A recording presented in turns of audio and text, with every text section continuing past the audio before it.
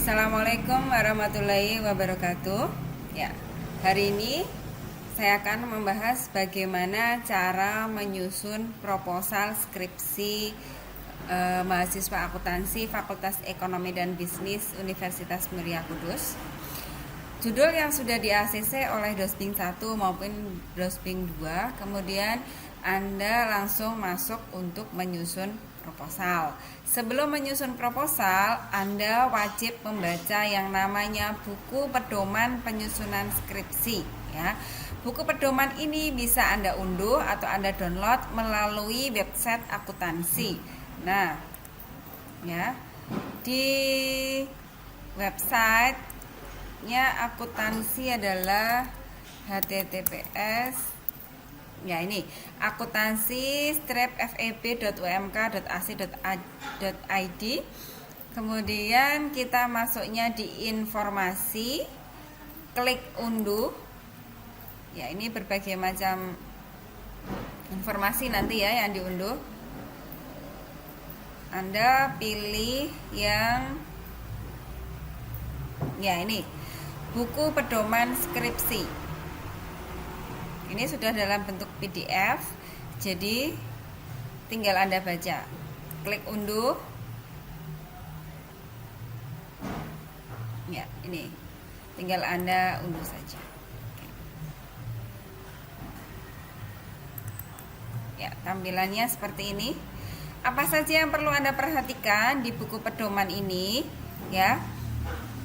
Semuanya per halaman wajib Anda baca. Kemudian di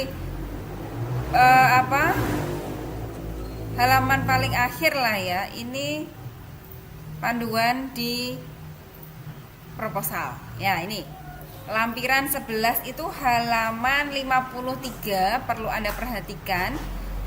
Format pengajuan proposal ini cover ya. Perhatikan fontnya, perhatikan ininya, ukurannya ya, harus bagaimana judulnya, apakah harus titlenya harus menggunakan huruf kapital semua, kemudian namanya, NIM-nya, kemudian tahunnya, ini diperhatikan ya, ada aturannya semua, ada 14 bold, ada 16 bold, ada 12 ya, ini ukuran. Jadi covernya diperhatikan dulu ya di awal. Kalau di cover aja salah, pasti saya akan mengembalikan proposal Anda. Yang kedua ya, ini persetujuan rancangan penulisan skripsi, bukan persetujuan judul. Karena judulnya sudah di ACC. Sering kesalahan di sini karena persetujuan di judul itu langsung ditarik di sini.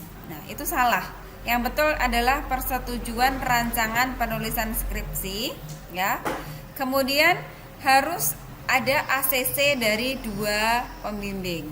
Dimulai dari pembimbing 2 baru pembimbing 1 ya. Oke, kemudian susunannya bagaimana? Susunannya ya bisa Anda lihat di halaman awal ya. Isinya apa saja?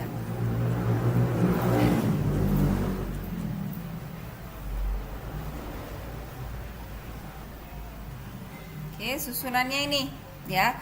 Petunjuk penyusunan proposal. Perhatikan, ini baru proposal, belum skripsi ya. Oke. Yang pertama, halaman sampul tadi harus Anda sesuaikan dengan aturan tadi. Ada sampul dalam, ada halaman pengesahan, daftar isi, ini harus Anda penuhin semuanya. Ya.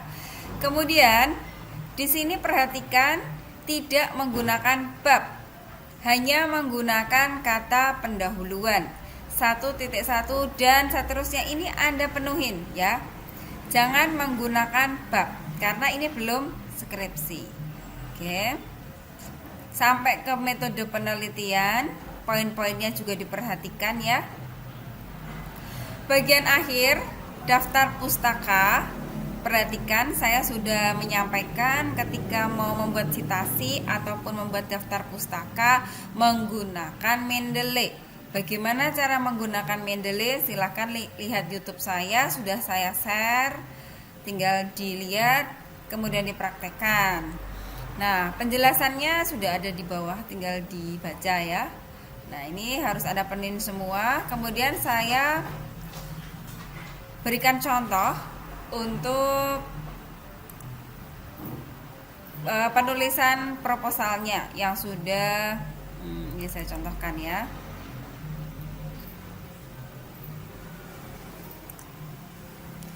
Perhatikan tata tulisnya ya.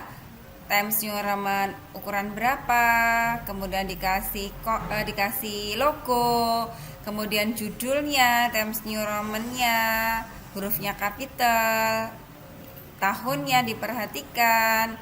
Kemudian di sini adalah persetujuan rancangan penulisan skripsi ya, bukan persetujuan pengajuan judul. Ya. Karena belum ACC ya, ini belum saya tanda tangani ya, karena ini masih proses bimbingan. Kemudian dimulai dari daftar isi ya. Perhatikan di sini tidak ada bab, pakainya pendahuluan. Kemudian tinjauan pustaka tidak pakai bab, metode penelitian ya, daftar pustaka dan lampiran. Oke. Selanjutnya daftar tabel, daftar gambar, daftar lampiran. Sekarang ke pendahuluan ya, ini masuk ke intinya. Ya. Di pendahuluan, pertama kali yang perlu Anda perhatikan, di sini Anda bicara variabel dependennya dulu ya. Pentingnya variabel dependent. Kemudian kita lihat dulu, kita cek judulnya ya. Kita lihat variabel dependennya adalah ya, tingkat kepatuhan wajib pajak orang pribadi. Berarti Anda cerita tentang pajak ya. Pentingnya pajak bagi bagi negara. Oke, di halaman pertama, di paragraf pertama Anda ceritakan tentang pajak. Ya, dependennya. Ya. Dilihat di sini ada kutipannya Solehah dan Supriyono. Karena ini pakai PDF, saya tidak bisa ngecek Mendeley-nya ya. Saya bukakan versi MS Word-nya. Jadi saya bisa mendetek apakah Anda pakai Mendeley atau enggak dengan melihat dari MS Word-nya. Diperhatikan ya. Ini sama dengan PDF tadi ya. Ya. Ini Solehah dan Supriyono. Kalau Anda menggunakan Mendeley ya, pasti ini akan berwarna abu-abu dan ini akan ngelink Solehah dengan reference, dengan daftar pustakanya bisa saya cek. Ya. Di sini harus muncul SRS Solehah. Ya, ini sudah muncul Solehah dan Supriyono. Oke. Jadi kalau Anda nggak pakai Mendeley, pasti akan saya kembalikan. Ini ya, cek. Ini juga sama. Walaupun ini pakai website, ya tetap ada referensinya menggunakan Mendeley. Ini Wibisono, ini Ghazali ya. Setiap kutipan, ini kutipannya jangan seperti ini ya. Ini artinya semua kutipannya dia menggunakan Kusumayanti dan Suprasto ya. Ini banyak yang seperti itu. Ini Suryanto Setiawan, Kusumayanti lagi ya.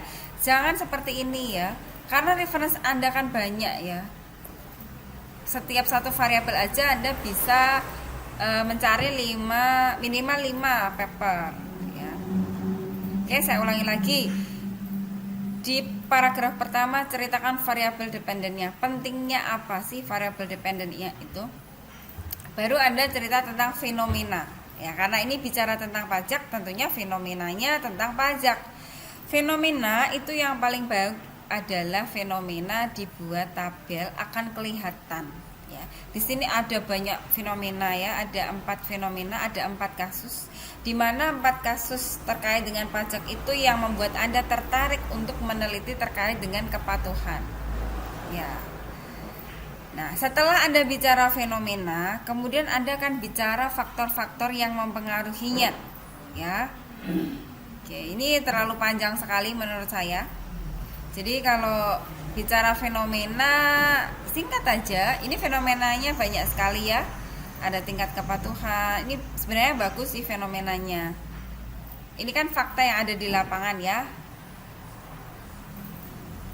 Baru Anda cerita tentang faktor-faktor yang mempengaruhi tingkat kepatuhan wajib pajak. Di sini ada penerapan e-filing, ada sosialisasi, ada kinerja, ada sanksi, ada kesadaran, pemahaman. Wah, banyak sekali ya ini. Baru Anda urai satu persatu. Faktor pertamanya, nah, ini juga kutipan ya. Kemudian setiap variabel harus didukung oleh riset gap. Ya, ini riset gapnya yang dimaksud adalah bahwa tadi variabel yang pertama adalah e-filing, penerapan e-filing. Berarti Anda harus mencari ya e-filing yang berpengaruh terhadap kepatuhan itu apa saja, dan ada juga e-filing yang tidak berpengaruh terhadap kepatuhan. Ini sudah ada contohnya ya. Nur Laila, Kusuma, Dewi, Akusti itu menyatakan bahwa e-filing berpengaruh. Nah, ini mudahnya. Kemudian berbeda dengan Nur Hamid, Purba, Susanti menyatakan e-filing tidak berpengaruh. Nah, semuanya ini harus masuk ke reference, semuanya harus ngelink. Oke.